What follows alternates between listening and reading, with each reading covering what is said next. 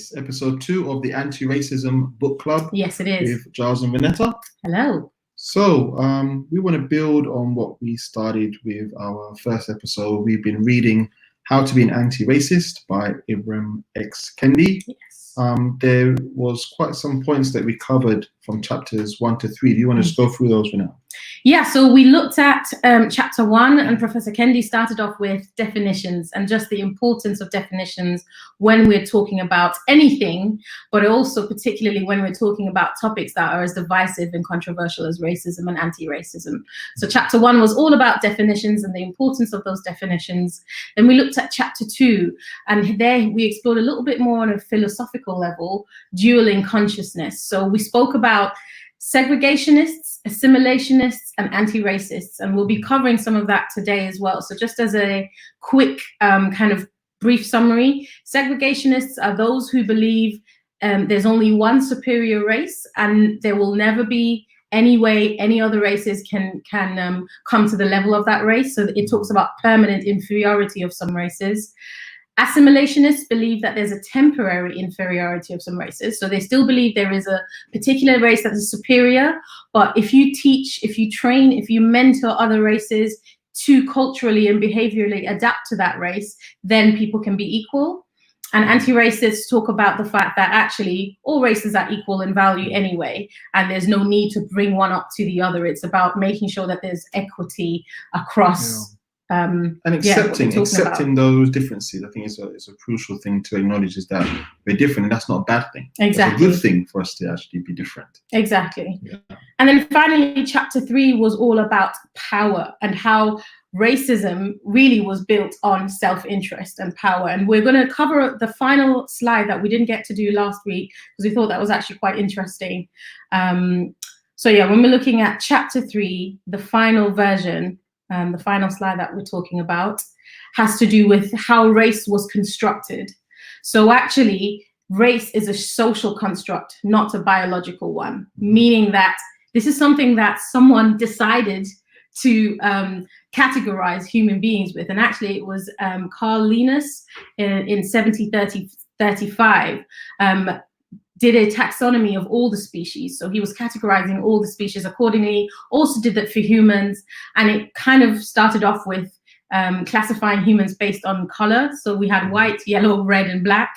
And that's also the hierarchy that it was seen as. So white being the superior race, then yellow, then red, then black.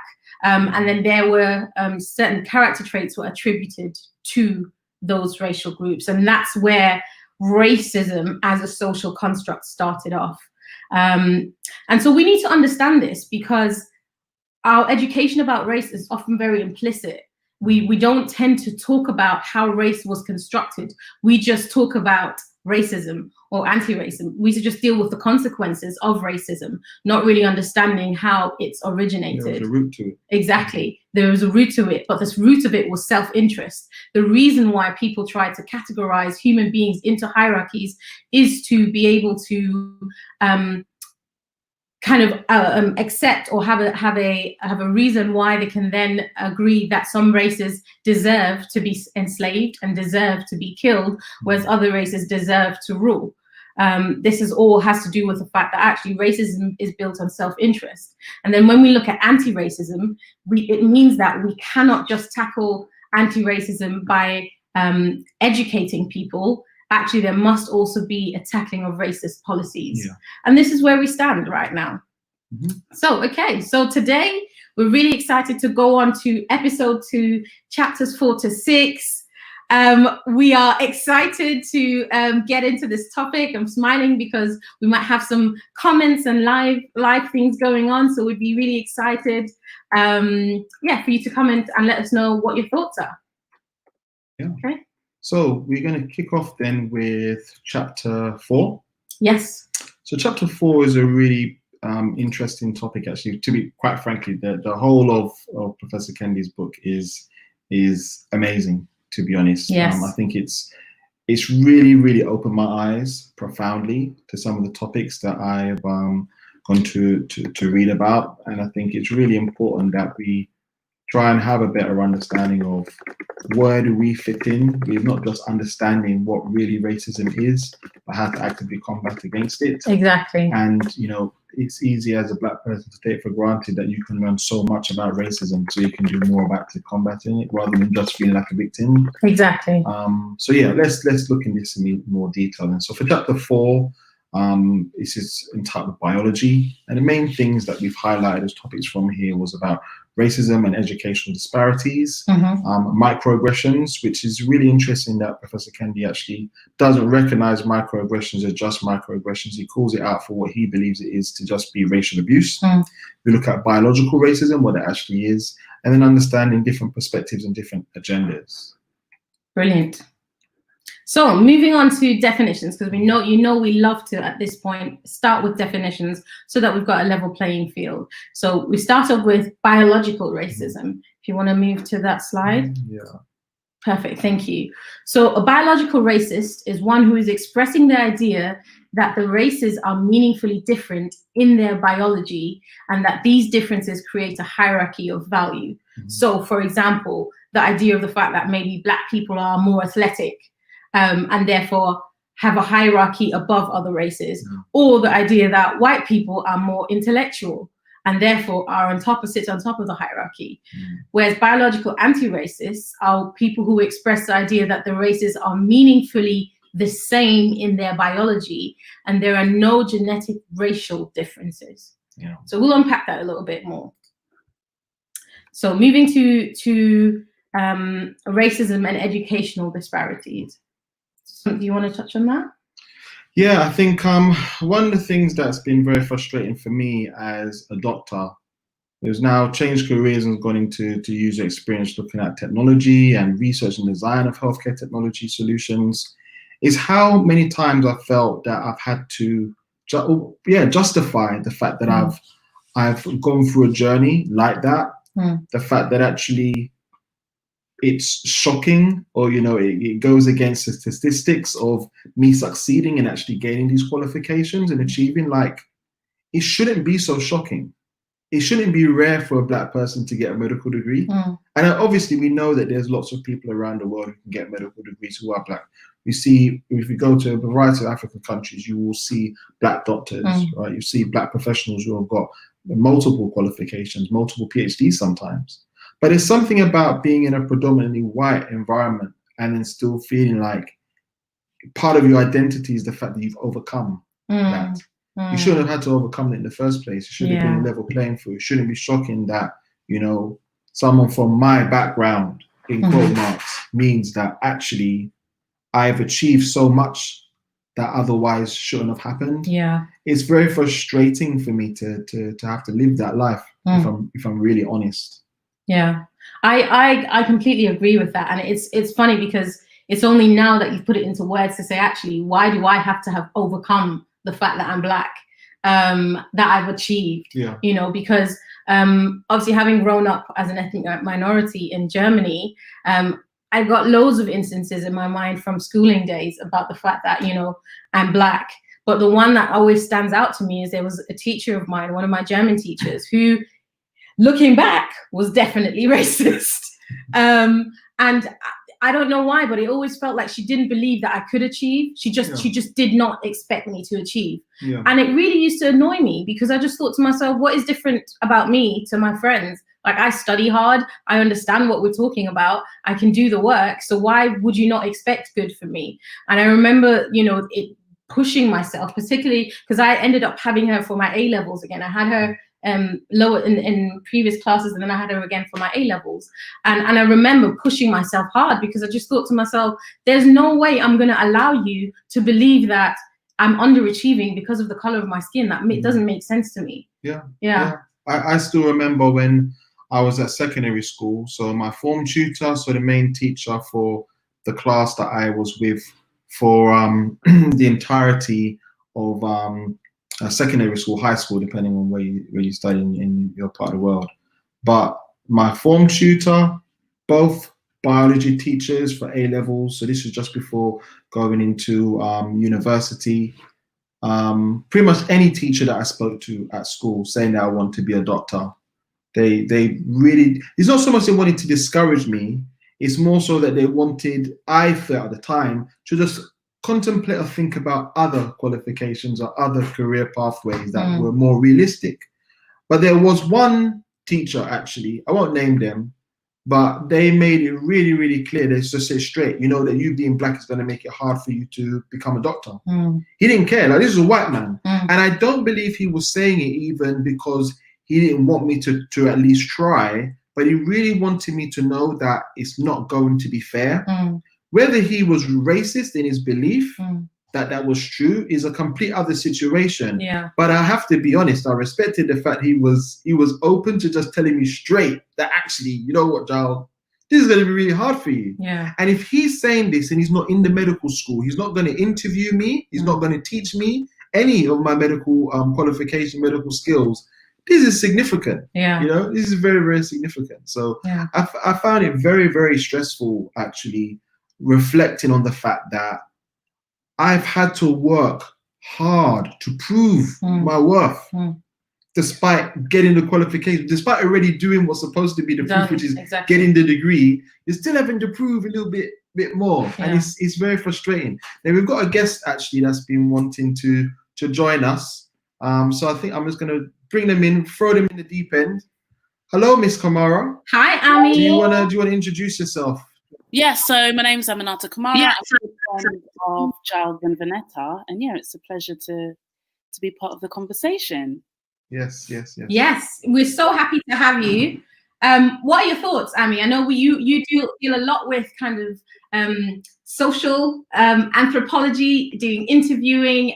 You're very passionate about equality. So yeah, what are your thoughts on what we're saying? Well, I think what's really interesting from what you guys have both shared, specifically you, Vanetta, when you spoke about how your teacher was towards you.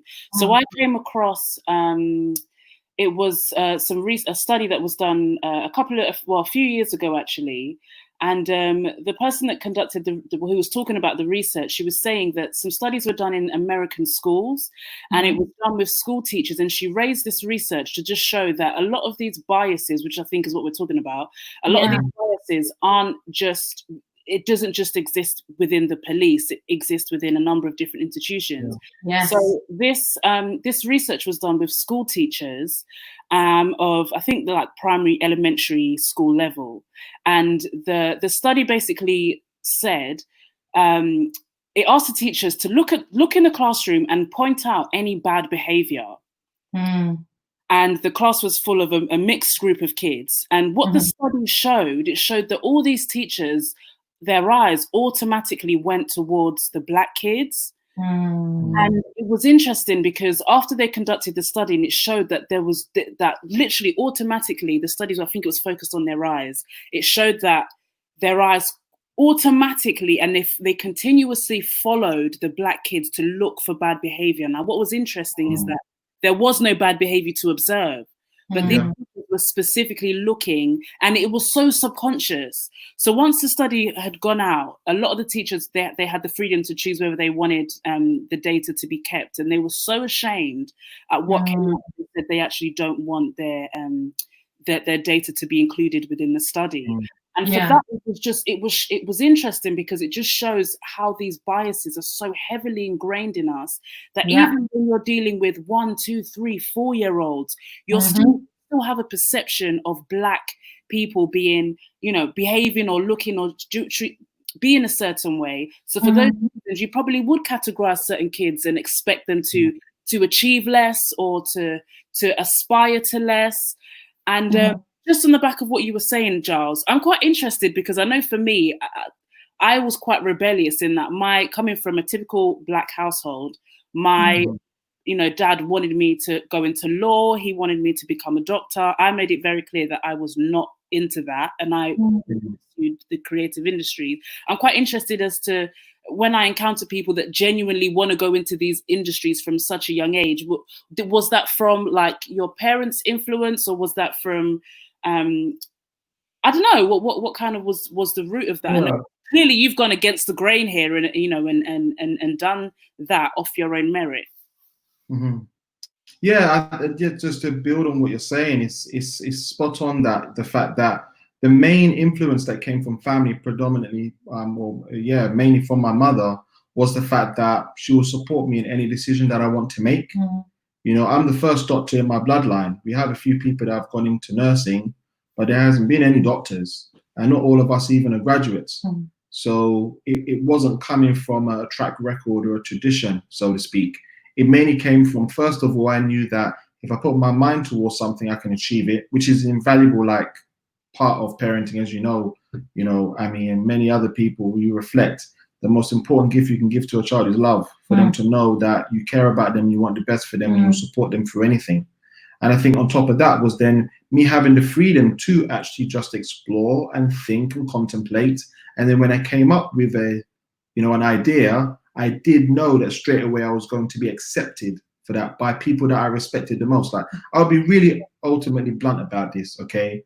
I respected my teachers as human beings, but I didn't necessarily trust them. I didn't think that they were there for my well-being. I thought they were there to do their job, to teach. And teachers are, in the grand scheme of things, a tool for me to use to get education, to learn something, okay? If we get along well, if we're friendly, that's a wonderful bonus. But I don't need to be that teacher's friend, quite frankly. And I think because I had that belief from an early age, when absolutely none of my teachers supported me becoming a doctor, it didn't hurt me, because I didn't need their approval, their validation to actually go down that path. I needed to believe in myself, first and foremost. And then I had to have belief from people who I did respect and admire and wanted to get their approval, get their acceptance, which is family. I mean, we've had this conversation before, and I have found your life and your scenario quite unique in that. So, for example, looking at the UK, I think there's less than 10%. I think it's something like 7 or 8% of school teachers are Black or of an ethnic minority background. And I think it only goes to show, why aren't we getting more Black people in the medical field, or why aren't we getting them to become school teachers or politicians or all the rest of it? It's because studies have shown that when you have teachers that look like you, or educators that look like you, you're more likely to learn or achieve, or that's what I said. I feel like and maybe that's equally, your case is equally a representation of the resilience of Black people. We've developed this sense of resilience that regardless of whether you support me or you don't support me, I know that in order for me to achieve, I have to do so on my own back. And it's an added strength and pressure that we definitely have to carry. But in a lot of instances, it's to our benefit, because we do end up being successful in what we do. But however, there's just that added pressure and burden, and I think we are seeing it now with the whole Black Lives Matter movement. People are saying, "I'm tired." But that point you made about this resilience, this drive to still succeed. What's really bittersweet about it is that not all Black people necessarily have this. It's not a genetic trait. This is a trait of a person or a group of people responding to being victimized, responding to being oppressed. Like, this is our defense mechanism. Our way to survive is to have to work harder and believe that you've got to put even more effort into it than your peers, who you're only differentiated by race, by the color of your skin. And I want to build on further. There was a really wonderful video. It was recorded in the 1980s, quite a while back. I'm just looking. This is from Dr. Jawanza Kunjufu, and he's done quite a lot of topics back in the 80s. When we had in the end, the fall of the Black Panther movement, there were still people that were very much championing about the fact that we need to have Black educators for Black students. And what I really liked about Dr. Kunjufu, when he highlights the fact that actually there was a pivotal point in children's academic attainment in the American schooling system. And this is part of his ongoing narrative about the fact that there's a conspiracy against Black boys, which is a complete other topic. But the main point I want to get at is they noticed that a child, because they follow the children along a career path of, a few years in their education. And actually, when a child is perhaps at like the 92nd, 95th percentile, once they get into 4th grade, I think it's about 8 or 10 years old, something like this, they get to a certain age, and then suddenly they drop down to like the 60th percentile. Like the only thing that happened was they got older, you would think. But when you look deeper is the fact that actually suddenly they don't have black teachers. They're almost as males, as boys, they're going to have a white female teacher. And what builds on this is stuff that we see in Professor Kendi's book when he highlights his own experiences, that it was the white female teacher that would more likely only go to a white child for an answer. And if there is a problem, if there's an issue that's going on, they're going to be more aggressive to the black child. In fact, there was an example of where Professor Kendi wasn't willing to move when they were in and it's like an assembly in the chapel. Do you want to just tell so I think he was about 8 years old. And there was an incident in class where all the black children were sitting towards the back of the class, and there were 3 white children in the class, and they were sitting at the front. And the teacher always picked the white children to get answers. But there was one black girl who's really quiet, really shy, never really puts her hand up or anything. And this teacher asked a question, and this black girl put her hand up, and Professor Kendi, as this 8-year-old boy, is looking and thinking, oh my gosh, she's put her hand up. She never puts her hand up. I hope she picks her. You know, she's chosen to step out and be brave. I hope she picks her. And the white teacher looked at the girl, saw her hand, and then waited until one of the white children put their hand up and then picked the white child. And at 8 years old, he was filled with rage. Yeah, and he protested. He was filled with rage. So the class ended. They went to assembly with that same teacher. And then after assembly, so he was in church in this assembly, just thinking, mulling this over, thinking, what have I just witnessed? Like, this is not fair. This is not fair. So they were supposed to go back in the class. He had like a sit-in protest and was like, no, I'm not moving. So the teacher, instead of asking him what's wrong, she's just commanding him to move. You know, and we've obviously got the adult Professor Kendi reflecting back, thinking, what if this situation would have been different if I had been one of the white kids? Would she have been more compassionate? Would she have asked me what's wrong with me? So to the point that they had to call the principal. The principal was being aggressive immediately as well, until something in the principal changed, and the principal was like, what's happened? What's wrong? And he was like, obviously, I didn't talk about race and anti-racism because at 8 years old, I don't know what that means. Let's talk about what is fair and what is unfair. And it's not fair that one time this black young little girl is put her hand up and the teacher still doesn't pick her. You know, and he was just talking about how he could sense the sadness of that black girl who for once stood up, decided to stand up and be brave, and still didn't get acknowledged. And what I want to build on this is a wonderful quote that Professor Kendi had, is the fact that, you know, the black child is ill-treated like an adult, and the black adult is ill-treated like a child. And I can relate to this. I can definitely relate to times where teachers have been quite strong with me as a black child, and I felt it was because I was a black child. Suddenly, I was in a fight with a child, but I was the one who had to walk barefooted in the school.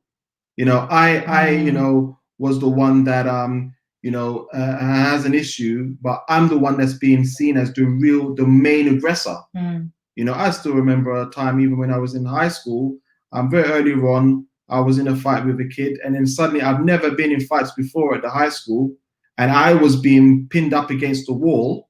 I was suspended for a week. I hadn't done anything.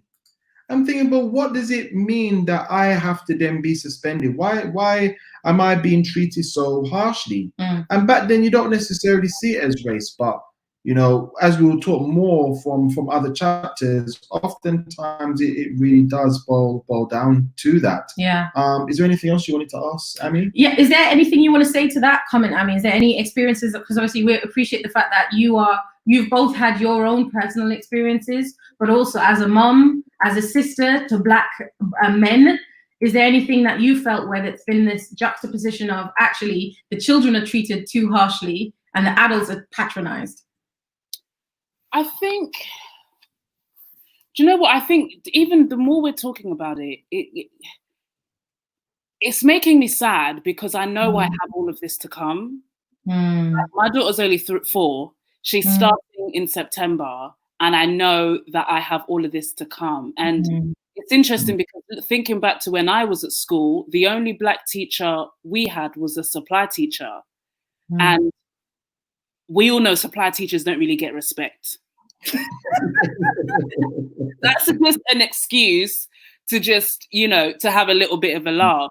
But on top of that, you know, she was also, and I dread to think how she, you know, how she found our sessions, but I can't necessarily think of like a specific example, because I realized that for me now, I'm only becoming more aware of things on a racial level. I think if ever I've experienced any racial bias, or if I've ever any experienced anything in a negative way, I've never, up until the last year, I've never really perceived it to be a racial thing. But I think the more I've looked into it, the more it's so clear to see. So I think if I was to sit down and really think about experiences in my past, I'd probably be able to pinpoint.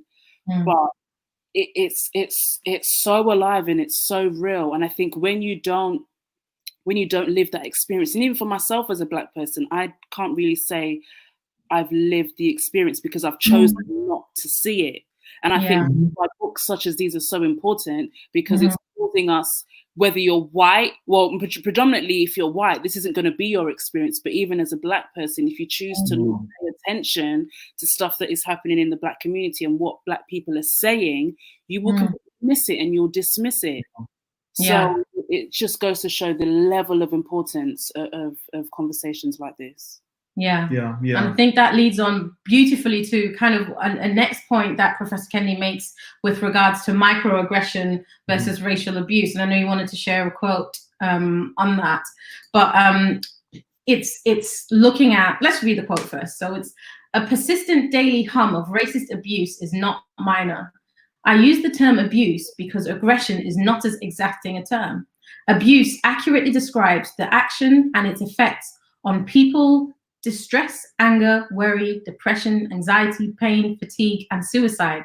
What other people call racial microaggressions, I call racist abuse." Yeah, because the big thing about where we describe a microaggression, we would say that what happened to that little Black girl that Professor Kendi, when he was 8 years old, saw when the white teacher is ignoring her and choosing to only answer a white child, or when he's angry and protesting, in effect, that instead of trying to find out what's wrong with him, she's just being more aggressive with him. That's not a microaggression. It was a very strong response to a racist idea, a racist belief that teacher actually had. And it's an example of racial abuse. And what I find quite difficult about racism in general is that we try not to talk about it, because if we talk about it, we're giving it more energy, more focus, and the fact that it then becomes more prevalent, people believe. But actually, if you learn about the roots of racism, like learn about it, you go through a period of exploration, then you will realize that you're not just seeing that you have faced loads of racism because you're looking for it. You will come to the conclusion that you faced racism because you've learned about what it really actually is. Like a big thing for me is that I've often been told that you need to, as a UX designer, I need to learn our way of doing things at this company. And it's like, hang on, you said that you celebrate diversity at this company and that you hire people because of what they bring. How are you actually celebrating and utilizing that diversity if you are assimilating them? Like, that's what it actually is. You're saying that we are a company, you're a great person to be in our company, but for you to really claim your status as a great member of our team, of our company, you need to be like us, conform to the way that we do things. Because how you're currently doing it, even though you're shining, that's why we've hired you, you're not shining as bright as us. But when you come to us, come and be with us, then you will be, the best version of yourself. This is assimilation. It's not even a racing. This is just me in my professional role as a UX designer. I face assimilation. For sure, you're going to see this subtle form of racism in your day-to-day once you learn what assimilation, what segregation is, and see that this has happened to you, probably from the moment you were born. And I think it's important, particularly from a psychological level, I think it's important to call it what it is, because I do believe that people can hide behind the term of microaggression, but abuse is a very strong term. Most of society has a very emotive reaction to the word abuse because they understand how important and serious it is, and how important it is to tackle whatever is causing the abuse. Whereas if you call it a microaggression, it almost kind of sweeps it under the carpet. Yeah. Whereas actually the lived experiences of people of color is the fact that, no, it doesn't seem micro to them. Just because micro means on an individual level rather than macro, which is on a national, societal level, doesn't mean that the impact of these aggressions or of this abuse is micro, you know, and I think that's really important to understand. I would challenge that, and I would challenge that because I think a lot of people would say that a microaggression is actually something that's supposed to just be minor, such as the proverbial look. You know, as Black people, you'll be very familiar with this concept of the look. You go into a room and people are giving you a look, not because you're a stranger, but because you're Black, right? That's a microaggression. The macroaggression would be, get out of here, you N-word, you know, get out of here, I don't respect you, go back, you monkey, this, that, go back to where you come from. That's macro. But that's still to a one person though. But that's not how it's defined though. Really? This is what I'm saying. That would still count as a microaggression. As much as that is painful and as much as that is so embarrassing as well in that context, that would still be classed as a microaggression. Macro is only when it's on a societal level. And this is the problem. It's all bad. Exactly. It's all abuse. Exactly. It shouldn't be having to. Exactly. You know, like, how badly did you kill this person? Did you do it just with a small knife or a big one? You know, did you actually cut off their head, or was it just a nip into their neck? Like, it's all death. Yeah, this is it. And that's what needs to be made clear. It's not about Black people or people of color trying to cry wolf now, you know, now that the spotlight's on them. That's not the case at all. It's more so understanding of, no, I didn't even know this. I didn't even know how painful it was. I've just been feeling the pain. I didn't really go through it, but I've been feeling the pain. And actually now we're finally having a conversation. But yeah, go on, Ami, sorry. I think there's also a level of silencing that so our parents have taught us to you know, to just keep quiet, you know, just keep it all under wraps and stay chilled and there's, I mean, I spoke to someone recently, he's an NHS doctor, and this was when the whole coronavirus thing was at its peak, and you know, the information came out that Black people were disproportionately affected. I spoke to a Black medical profession to try and get insight from his perspective as to why this is, because it isn't necessarily because of the color of your skin. There are so many, sorry, it's not to do with like DNA or genetic makeup. There's something else going on. And he gave me all this information. It was so insightful. And I was just like, brilliant, let's get you on air.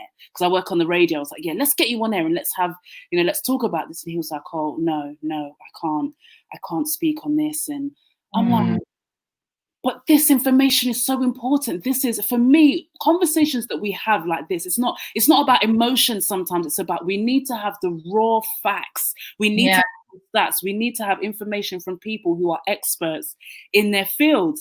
And he was just like, you know, I don't want to get my people in trouble and all this stuff. And I just thought, oh my goodness, this is, sorry to say, but this is just such a slave mentality of just not feeling liberated enough to speak your truth, and the fear of, if you speak up, you know, your life is in jeopardy, your work is in jeopardy. And you know, we're seeing it now where people are having to, you know, even when John Boyega came out and was, you know, he was doing the protests and he was talking and speaking, being really bold. He was like, how I might not have a job after this, but I'm willing to take risk.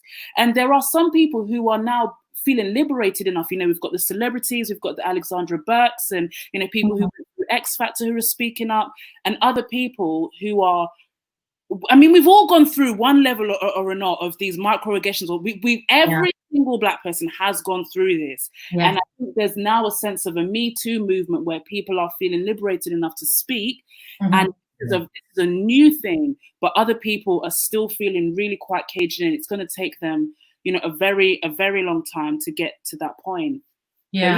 It's just a revelation of just the oppression that we face, that even in the midst of it, we don't feel like we can speak up. Exactly. There's some more points you wanted to raise. Yeah, I think just finishing off kind of the biological racism and chapter 4 elements of that is actually, in genetic terms, all human beings, regardless of our ethnic background, regardless of the race category that we've been put into, all of us are more than 99.9% the same. All of us. So how has race become such a big thing? But it's because, you know, as we can see on the slide as well, is the fact that actually faith and biological racism has played a role, where people have mentioned, for example, the curse of Ham. And those who are not Christians or who don't know this story in the Bible, Ham is one of the sons of Noah. So Noah's the guy with the flood. And it said that Noah cursed Ham in the Bible because Ham walked in on him as he was naked. And instead of his son trying to kind of cover his nakedness, he kind of made fun of him and ran to his other brothers. So Ham was cursed. And it's seen that Ham is the forefather of apparently Black people. And so certain slaveholders and slave traders used those parts in the Bible to account for biological racism, to kind of say this is why Black people can be treated anyhow, because they've been cursed by Noah.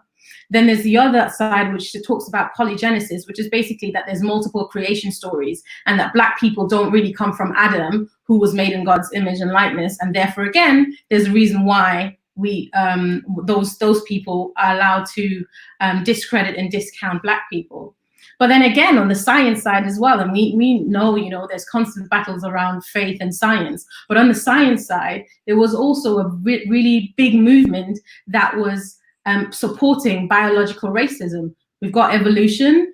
And yes, again, we could argue that, yes, it's a neutral theory that, you know, it's survival of the fittest, but actually evolution was paired with eugenics, which obviously talks about, you know, breeding of one superior Aryan race, which is what— breed out the Black race. Exactly, and breed out the Black race, which is what Hitler obviously touched on. And if we move to the next slide, we have a quote here, which I think is really powerful. So the transatlantic eugenics movement, powered by Darwin's half cousin, so Darwin, obviously the one who talks about evolution, and his cousin, Francis Galton, aimed to speed up natural selection with policies encouraging reproduction among those with superior genes and re-enslaving or killing their genetic inferiors. So again, people have used, whether it's faith agendas or science agendas, to justify racism over and over again. But yeah, there's so much to cover. There's so much to talk about. And we want to move on to kind of chapter 5 and the idea of ethnicity and ethnic racism. I mean, we love to have you on, and please stay by and continue to contribute. Yeah. Chapter 5, do you want to start? Yeah, so chapter 5 is the main two themes, or variety of themes really, because they're quite interrelated within this chapter, is that of ethnicity, race, and ethnic racism, and Black immigrants versus Black natives. This is a really massive point actually about how Black immigrants, the way they differ from Black natives in a particular country, and what they contribute. So we'll explore that in a bit more detail shortly, but the first thing really is just highlighting this definition of ethnic racism, which is a powerful collection of racist policies that lead to inequity between racialized ethnic groups and are substantiated by racist ideas about racialized ethnic groups. And obviously anti-racism, ethnic anti-racism is going to therefore be the opposite. It's a powerful collection of anti-racist policies that lead to equity between racialized ethnic groups and are substantiated by anti-racist ideas about racialized ethnic groups. So just to emphasize on this point really is the fact that when we're talking about ethnicity, we're talking about the differences within a race. So for example, I identify as Caribbean because my mother was born in Jamaica, my father was born in Antigua, and Vanessa was supposed to— I identify as African because both of my parents are from Sierra Leone. And so there's supposed to be an ethnic difference between the two of us. And I'm sure this was the case for you, Vanessa. For me, we're told if you're Caribbean, what you're doing with these Africans, you're not marrying no African, like eating them African food, that fufu, what they're eating with their hands and all that sort of nonsense talk that people would have. These are racist ideas. There's nothing wrong with having different food, different interests in music, different interests in culture and art and clothing and so on and so forth. Even the tone of voice, that languages that you speak, these are differences that are inherent just to the nature of how we are diverse across the planet. Yes. But it's easy for you to adopt racist ideas, which means that you see people that are of a different ethnicity to yourself and see actually they're wrong. They're not part of my group, my family, so I'm going to be against them. And this has been a very powerful way of actually dividing races, because of, if you're fighting within your own race, how can you come together to actually deal with any oppressor? Yeah. And you find this in almost all races, because there was a time where if you're Italian or if you're Irish and you're in America, you're actually a second-class citizen. Even though visually you're supposed to be white, you're seen as second-class citizen because of ethnicity. Yeah. Building this piece. Yeah, and it's just the whole concept of the fact that actually ethnicities are naturally occurring, but actually race was created, and it's Europeans that brought race to the rest of the world. That wasn't a concept that the world was aware of until Europeans, who created race to justify their slave trade. And so, yeah, and it all leads back to the fact that actually people instead of policies are blamed. So if there's black on black crime, or if black people don't get along amongst each other, it's because they're black. It's not because actually policies have forced those people from completely different parts of the world to come together into one space because the dominant culture has identified that they are black. And there's a really powerful quote that kind of talks about the fact that actually ordinary people in West Africa, like ordinary people in Western Europe, identify themselves in ethnic terms during the life of slave trade. It took a long time, perhaps until the 20th century, for race making to cast its pall over the entire globe. So again, what we said about the fact that actually before slave trade, the people in Africa were of different ethnic groups. No one saw them. They never saw themselves as the same. So when, Americans sometimes look at African Americans look at Africans with this disgust and say, how could you sell your own people to Europeans? Technically those Africans are like, they weren't my people. Like, I don't know them. This is very different to me. So, Ami, I don't know if you have anything to say with regards to your experience with different ethnicities, different Black ethnicities as well, and maybe also different white ethnicities.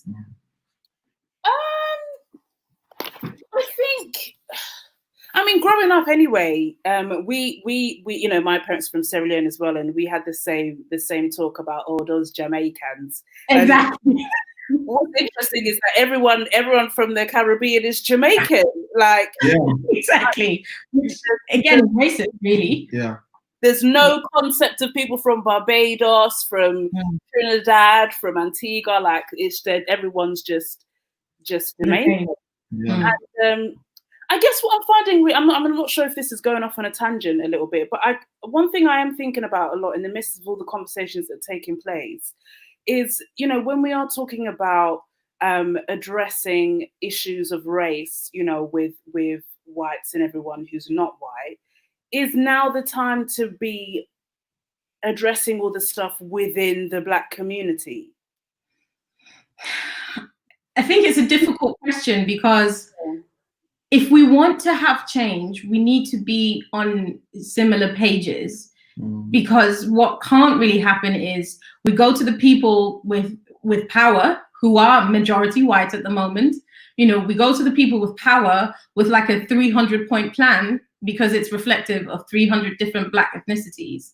And I think one of the things that we need to bear in mind is this fact of, okay, well, actually, if we're saying everyone is equal, racially equal, what does that look like?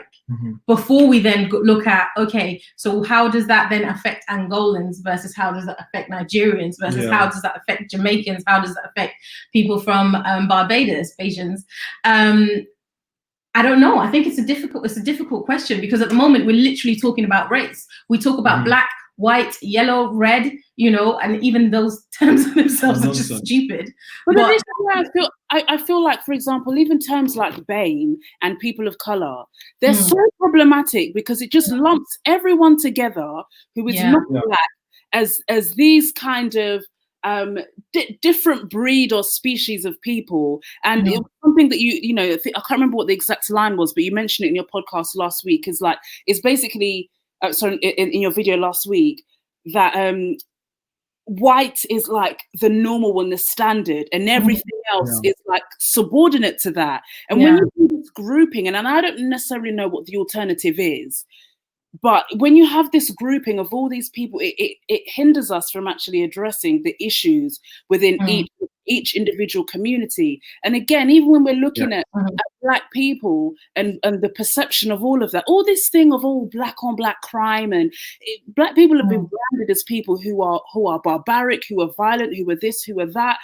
We don't do that when we look at when white people commit crimes against white people. And I think we need to look at the intersections of class, and how actually when you're looking at when we are looking at crime, it's sometimes, a lot of the time it's due to deprivation, it's due to poverty, and if you have Black people who are in close proximity to each other, well, of course I'm going to rob you because you're the one that's closest to me. It's not because like you're Black, it's just because we're in close proximity. If I'm surrounded, you know, if white people who are surrounded by other white people, they're the people you're going to rob. Like, that's right. But there's just this perception towards, you know, Black people being a certain way, or certain communities being a certain way, when actually there are other issues that are going on. And those are the things.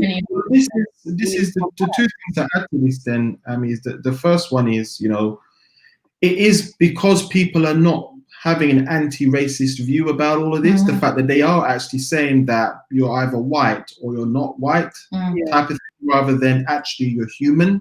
That's what it means to be anti-racist, is that it's not so much that you don't recognize differences in races. That's actually a racist view, is when you try and recognize that everybody, that there is no differences. There are differences. Anti-racism is about recognizing that there are differences and accepting them, and accepting that those differences are still part of what's normal for human beings. So that's the first thing. The next thing is that when you're talking about when is the right time to deal with either ethnic racism or actual just straight up racism, you know, it again goes back to this point of you need to learn. It's not so much that you need to look for which bit of racism I'm going to deal with. Focus more so on, well, what is racism? If you go through an explorative process of understanding what is racism, you will then quickly see what is the areas of racism you as an individual needs to focus on first and foremost. Because the big thing, as highlighted in the recording we did last week, is that there are racist policies which you as an individual have very little power to actually influence at all. If you're not a politician, more importantly, if you're not a head of state, right, you're not going to change those policies. It's going to be extremely, not impossible, but it's extremely difficult. So you need to focus on, well, what aspects of racism is affecting me, and within my sphere of control to actually tackle. This is the challenge, I think, and I'm going to be really honest here. I think it's so difficult sometimes to even identify. So, for example, Akala gave an example recently. He said that he was at the bank one time. Akala is a public speaker, rapper, basically the spokesperson and just the all-round god, as far as I'm concerned. Anyway, he was talking about an example when he was in the bank, and because obviously he'd been touring, he had a lot of cash that he needed to deposit into the bank. So he did this, and he said at the till next to him was a Black guy also depositing a lot of cash. And the first thing that came to his mind, he was like, oh, I wonder where he got that from. And he was like, even for him as a he's mixed race, but he said, even for me as a Black man, as someone of color, I have those biases so ingrained that he had to check himself and say, well, actually, what's to say he hasn't got a good job and he's depositing cash? Why is the automatic thinking, well, maybe it might be drugs, or maybe it might be some kind of illegal, you know? And even me, my own personal example, when I walk, if I'm walking down the street or whatever, and I see a Black man with a child, I'm like, wow, that's so amazing. Yeah, because it's so rare. You don't see it enough. You think you're shocked by it. It's this perception that Black men are absent fathers, when actually, when I look at my close circle of friends, every single one of my Black friends is present in his child's life. But it's so deeply ingrained that Black people are a certain way, or are absent, or are this or are that. And I think even as a Black person, when that's your belief system, how can we even begin to tackle that with someone who isn't Black? How can we tackle these racist and biased views when they're so deep in who we are? And I don't even know how. I don't know. And I hope my guy is addressing that in chapter 6, 7, and 8. Listen, he is. I think, if I'm honest, even from the beginning of the book, it's first about having those definitions, recognizing what assimilation is, what segregationism is, and actually saying, well, when is this applying to me and mine? Exactly. And how and what's going to be the response? What racist ideas, what racist policies are in place that's given someone the power to be an assimilationist, to be a segregationist in this situation to affect me? And I think the other thing is just acknowledging what's shown in this next quote. I'm just wrapping up for chapter 5. Professor Kendi explains that there is more genetic diversity between populations within Africa than between Africa and the rest of the world. And ethnic groups in Western Africa are more genetically similar to ethnic groups in Western Europe than to ethnic groups in Eastern Africa. Like, people just don't realize just how similar we are on a genetic level. So this whole justification to say that actually we're so different, therefore we have to be treated differently because one race is inferior, is just wrong. The only thing that this can give rise to, and this is a topic which we'll come to probably in a future podcast, is this whole idea. So if Black people or other races have been marginalized, what are you going to do for them so that they can actually be on an even playing field? You're going to have to treat them a little bit differently. What that difference is, it could mean that white people have less opportunities. Is that the only option? I don't know. But this is sort of topics that we do need to cover soon. I know that Professor Kendi will go into this later on in his book. But going on to chapter 6 now.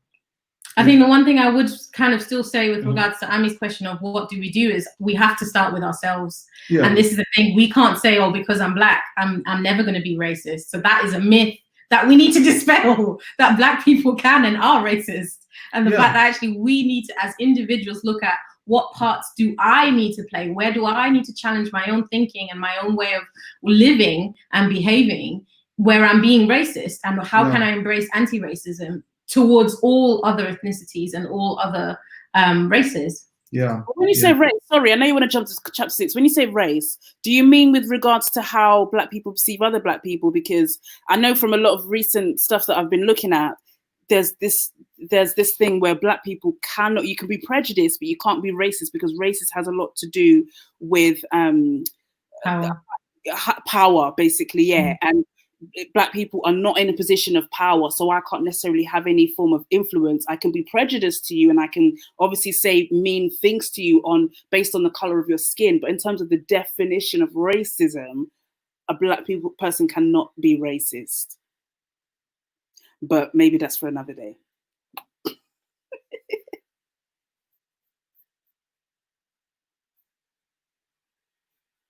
Why is there silence? And now you're listening to the podcast by Aminata Kamara, because the presenters and hosts, Vanetta and Giles, are absent from the chat.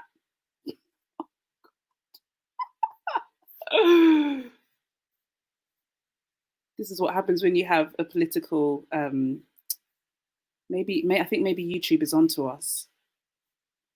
I wonder how I can fill the words with more talking. What's gone wrong? But no, honestly, this is a really powerful and really interesting discussion, and I think it's so key that that we engage in these topics and we talk about these things. I think they're coming back. Yes, I'm so sorry. Let's just keep going. I'm so sorry. Yeah, so you were talking about whether it's possible to be racist towards other, towards white people, for example. And I think, to be fair, I think it's something that we definitely need to read up on. Mhm. I know I'm really excited about kind of exploring this topic further as well, because yes, if we're saying racism has to do with power, then it can only really be in a position where Black people are in a position of power. But Black people are in a position of power in most of Africa. And there's also a lot that we're going to be exploring that further in terms of how it looks like in South Africa now, where you have white people under Black rule, really, under Black government, and how that actually potentially has to do with actually being racist towards them. But yeah, it's definitely something that we need to explore further, but it's recognizing actually, but we can be racist towards other people of color, for sure. We can be racist towards other Black people, for sure. Yeah. That's something that obviously I think all of us can agree on. But when it comes to Black people being racist towards white people, I think it's, yeah, we need to look at it in a more specific context. I think you can. I think there's a lot of times that people are referring to the fact that, well, if white people have power, then how can you be racist against them? But let's be honest, if you are actually insulting, let's just be a big stereotype thing, some little old lady who she's being rude, and you actually decide to be racistly abusive to this white old lady, what power does she actually have in the grand scheme of things in that moment? Like, she's not a police officer, she's not a judge, you know, she may be too afraid to even call the police if you say anything against her. So there's not even necessarily much power that they can avert on you in that specific situation. And this is the thing that people have to keep in mind, is when they talk about, well, how can you be racist against white people if they've got power? It's like, the power is within context, okay? You know, it's not just as simple as, well, all white people therefore have unanimously better chances than a Black person every single situation in every single Black. It's not an absolute, right? But I wonder if it's more systematic, the argument based on the system. I mean, I don't know myself, but it's just something that I've been, you know, hearing a lot lately, and I'd be keen to find out more. So I can't really speak on it, but my assumption is that they're talking about the system as opposed to individual instances. Yeah.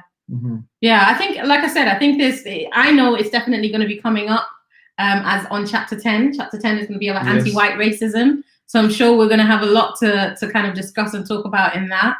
But I think it's a good question, and we need to kind of keep that in mind as we continue these conversations. Yeah.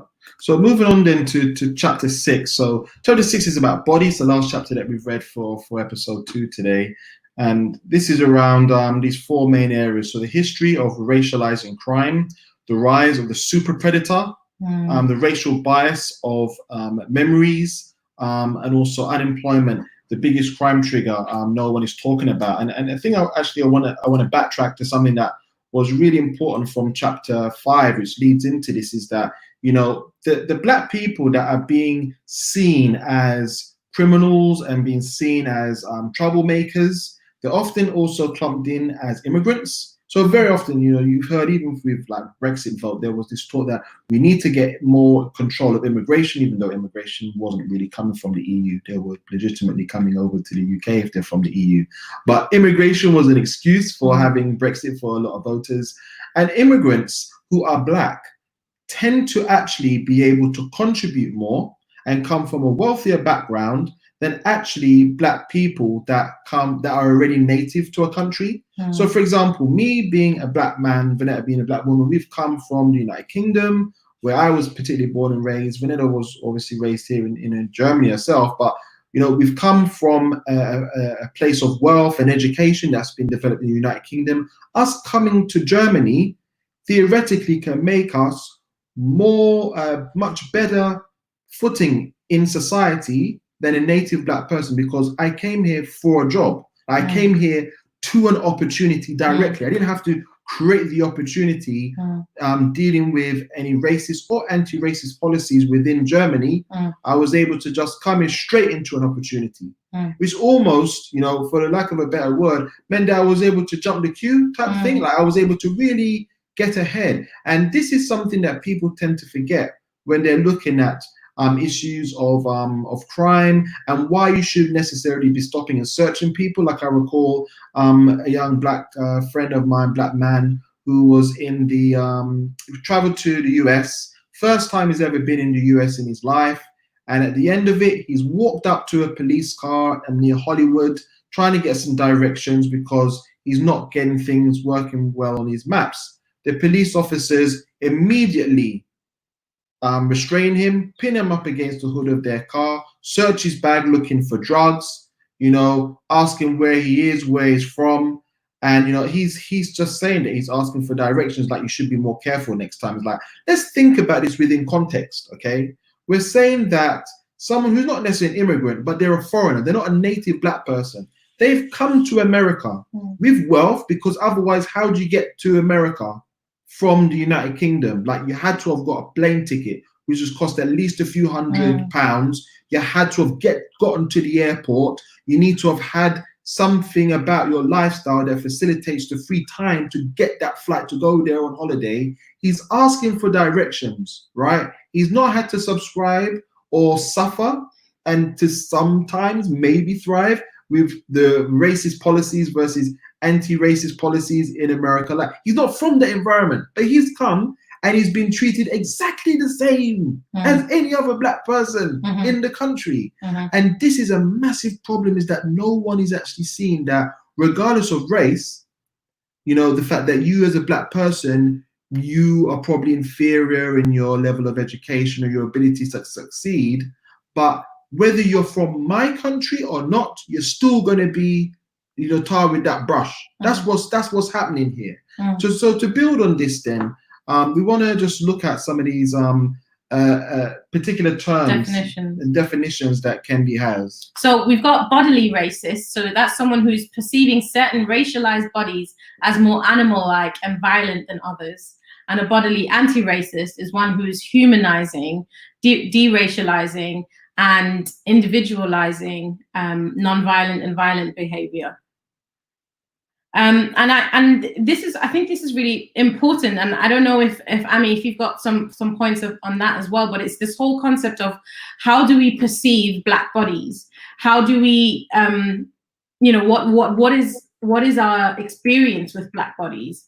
And within this chapter, Professor Kendi talks about the history of racializing crime. So you add a race to crime, to the point that now in America, oftentimes when you think about violent crime, you think about black people, because that's just, there's a history with that. And if you want to go to the next slide, we've got kind of a bit of a shocking timeline, which just refers to the fact that, okay, in 1631, the black body was defined as devilish. In 1696, they were supposed to comply to save slavery as a form of redemption. And this was a pastor who said this. Again, so this is where faith is being used as a way to contain this biological racism. In 1723, oh, black people are cruel creatures. 1861, they're ruthless savages. 1903, a wild beast seeking whom he may devour, which again is a very biblical quote, because in the Bible, this particular term about seeking whom he may devour is said about the devil. Yeah. You know, it's literally calling black people the devil. The devil. Exactly. That's what that actually means. And this is as early as recent as 1903. Exactly. And then it goes into 1967. So this is the period of our parents.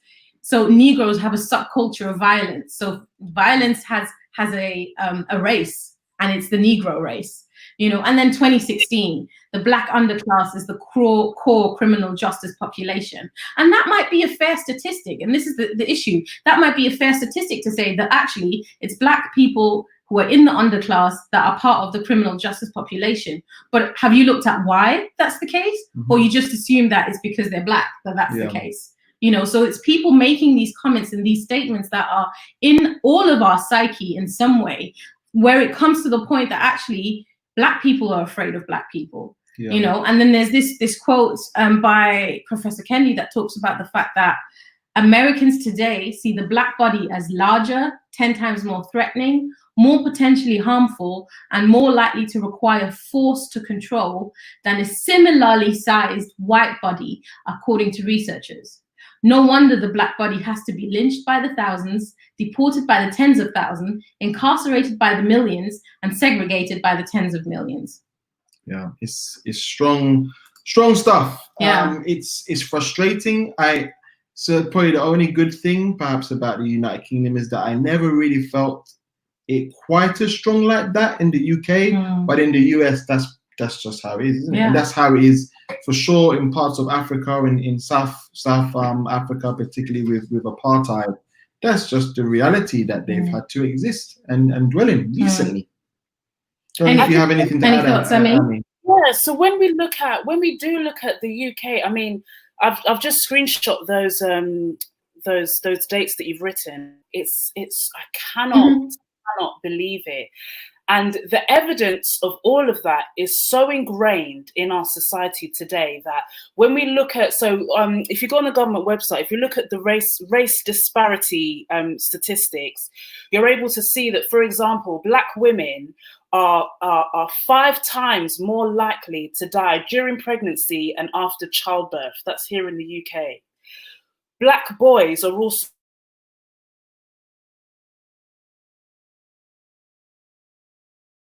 from schools. We're also more likely to be placed in poor housing, living in worse housing conditions.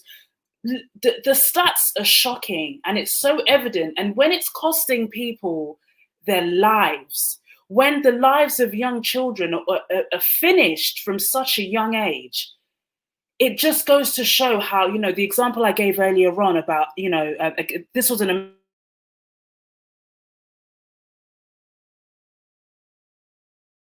and even when we look today, people have perceptions of Black men being stronger, of being better in bed, and being these kind of sexual predators. That now, Black men, they don't really want to be caught on a train with. I'm being generic here, but I've heard certain Black men saying they don't want to be caught walking down the road with another white woman because they know it's gonna be a scenario. We've seen the example of. With Amy Cooper in America, because of the perception that certain people have of Black people and the power that certain people know that some white people know that they have over Black people, it can cost us our lives. And when we do, and I think this is why I think it's brilliant to look at stats and like the race disparity audit, because it just goes to show that there is evidence in our society right here in the UK. And it's the same across the world that there are differences in how we are treated simply because of how we are perceived and how we're seen, and equally earlier on I spoke about the opposite side to that, being perceived as strong, as resilient, powerful, and maybe that is why Black women are dying more in childbirth, because if you're crying out saying that you're in pain, if someone thinks, well, actually you're probably just being a bit loud, you're being a bit dramatic, of course you can handle it. If something is going wrong, the response is going to be different. So it's shocking. It is, and you mentioned about kind of the predator, and that's kind of one of the points that came up quite strong in the book about the fact that predator. This term of super predator, which was coined in 1995 by a political scientist who now actually regrets the term, but it's something that's been used consistently. And I don't know, I mean, if you've watched When They See Us, but that is what in that time people were using. This term was new, and they, news outlets and whatever were using this on those boys. They kept talking about the fact that the Central Park 5 are the super predators that are going to be, that they have an inclination towards violence. They're going to rape people. They're going to, burgle people. They're going to beat up people. But actually, what was being missed in that is the fact that these boys, Black boys, have been made super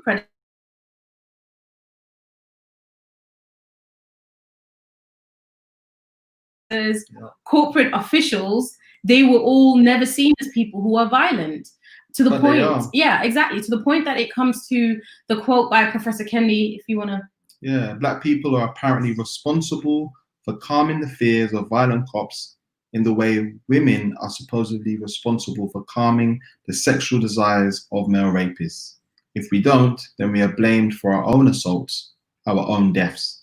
And it's a powerful quote because, you're not telling people who have been raped, you should have been better. Well, some people are, but it's more likely to be said that this is wrong for you to try and come with this racist belief that actually, if you as a black person have been a victim of assault from a police officer, it's your fault. Yes. Had you looked more innocent, had you just been more polite, more accommodating, you know. And I recall actually an incident, as you know, there's many deaths in police custody. I was watching a video of a fatal shooting of a man who was falsely accused of having drugs and apparently having a gun.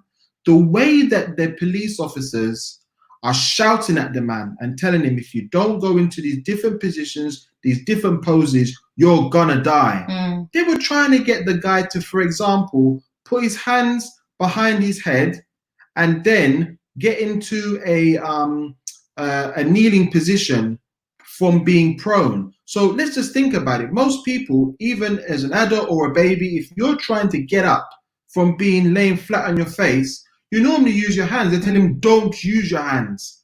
He slipped, bang, bang, bang, bang, bang, bang, bang, bang, bang. The way he was shot up. I'm like, but you haven't even tried to see if he's got a gun. You just assume that the guy is a criminal. But you know what? Had he been a gymnast, had he been better at yoga, isn't it? Had he actually been able to be some sort of contortionist, then he wouldn't have died. It's his fault. It's not the police officer's fault. It's his fault that he wasn't good enough at just following orders. You know, he should have been better. Then he wouldn't have allowed himself to die. I've seen the video. It's a hotel, isn't it? Yeah, that's right. Yeah, I remember watching that and just. And again, I think it's this, and I think this is what the whole George Floyd's, tragic death has brought to the surface for many people. It's just this sense of helplessness. And even myself as a confident Black woman who is constantly talking about these things and celebrating my Blackness and instilling, power and confidence in my daughter, there's a sense of helplessness and feeling that we're not going to win. There's nothing that we can do here to actually win this battle, because if you empower, and this is why, I'm sure the book will go into this, and I guess this is what the book is about.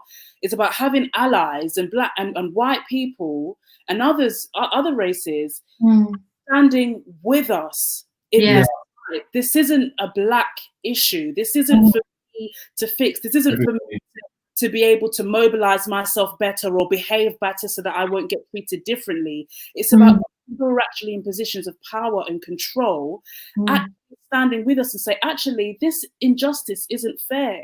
Like, I can't, as a Black person, as a Black woman, I can't, let's even look at equality with men and women. It's really like men to stand with us and say, actually, that's unfair.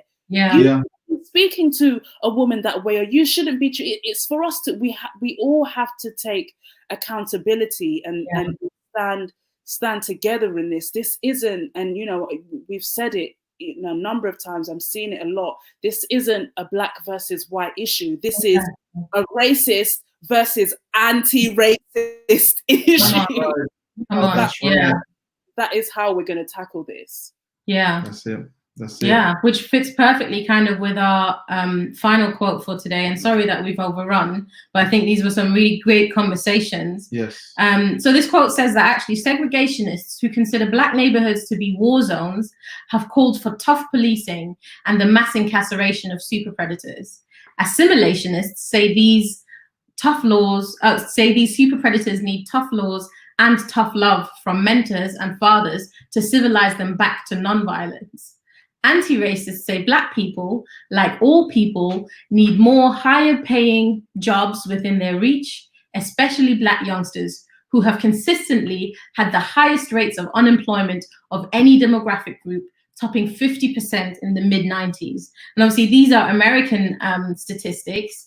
And so we'd have to see, obviously, in the countries that we're in, what the statistics are. But actually, researchers have shown time and time again that actually there's a much greater, much stronger correlation between unemployment and violent crimes, and violent crimes and race. It hasn't got to do anything with race. It's about actually what are the opportunities that people have, and how are they spending their time? How are have they got access to good education? Have they got access to good jobs? So the work of racists is that they keep focusing on making it a race thing. It's because the Black children are lazy, or it's because the Latino children are XYZ, or it's because the white students are studious and intellectual. And it's like, actually, it has nothing to do with that. It has to do with access. It has to do with resources. It has to do with what are the policies that you're putting in place that are anti-racist? What are the policies that are allowing every single race, every single ethnicity to be on a level playing field? But people so often focus on the policing and not on the policies. Yeah, they need to focus on the policies. It's like there's one particular story, and I've forgotten his name. I think he's a Danish guy actually, and he highlights how, you know, poverty, you know, the best way to deal with poverty is money. Who would have thunk, eh? If you are poor and you can't get an education, you can't get bread, you can't have a roof over your head, you know what someone should do? They should give you some money. Then suddenly things will be even playing field. And it's the same thing that comes with racist ideas and racist policies, is actually that they are taking away opportunities for people, or they're making people being seen as different and inferior in their differences. What you need to is actually accept them. And if you aren't giving them opportunities, guess what? Give them opportunities. It's kind of a no-brainer. If you're saying these people, they never become managers, it's like, is it because they don't have an education? But if they are getting an education, then give them some manager jobs. If they're applying for them, give them the job. If they're not applying for the jobs, but you know that there's a desire for them to have it, then actually speak to the people and say, you know what, have you thought about this? And if they're shown the fact that there's an opportunity even available to them, then they'll go for it. You know, if I was to just dwell on facts, for example, when I decided to go into medicine, there was 8 people vying for the one place that were for medical school, and I got one of those places. If I dwelled on the fact that it's going to be a very hard opportunity, maybe I would have been discouraged. I never even knew that fact at the time that I applied. All I knew is that I had an opportunity. There's so many Black people, particularly from a generation above me, they never really believed that they had an opportunity, just because they had the idea that it could be possible, like they could imagine themselves being a doctor. They didn't actually then say that they had an opportunity. They didn't believe it because by and large, they probably didn't have much of an opportunity. There weren't teachers that were going to educate them in the knowledge that they needed to have to successfully be interviewed, get the qualifications that they needed before applying to medical school. And so the opportunities were never really given to them. So, you know, we're going to talk more about this in future episodes, but, you know, just to wrap up, I think what Professor Kendi is doing and what we're going to be reading from future books in future episodes is really necessary. Like, it's not like these topics haven't been to the fore of people's minds for decades. I mentioned, you know, another doctor previously, who was highlighting issues even in the 80s. You know, people have been researching this stuff for probably even centuries. A lot of them have been racist in those pursuit of understanding. But actually, we know that there's a problem here. But there's something about 2020. There's something maybe in the air with this COVID-19 or something to do with perhaps George Floyd's murder, that a change is coming. I am not 100% convinced that I'm going to see the change that I want in my lifetime. But I do know that we're going to be living in a different world as time goes by, because of things that Professor Kendi and a variety of other authors that we're going to be reading from in future episodes. Anything else you want to add, Vanessa? Yeah, and I think again, it's the fact that yes, we have the researchers and the scientists and the authors that are doing their part, but it's also there's a reinvigorating happening for us as individuals, and wrestling with these topics and recognizing what is our stance, what is our position, what is our authority, what is the control that we have over these situations, and having these uncomfortable but necessary conversations with our friends from all ethnicities. So Ami, any closing thoughts from you? I guess I completely echo what you're both saying, and I think the final things from me is, you know, are we really about this? Are we really about seeing change on a racial level? Are we really seeing that? Are we really wanting to see Black come up and be on equal playing field with our white counterparts. And I think everything that you spoke about, Giles, with regards to these anti-racist policies, you know, those in power, are you really willing to hand over the mic? Yeah. To give us a seat at the table, because Yeah. that's what equality is going to look like. It's going to look like having a diverse board. It's going to look like, you know, having schools where we don't just have, you know, 95% of white teachers. It has to be for the sake of those coming after us. So I'm ready. We're ready with you. We're ready with you. Thank you so much for joining us today, Ami. And we will continue these conversations. We're going to be back next week. You can read chapters 7 to 9 by the time that we've come back next week. Really excited to continue the conversation. Yeah. Thank you all for joining us. We look forward to your comments, your questions.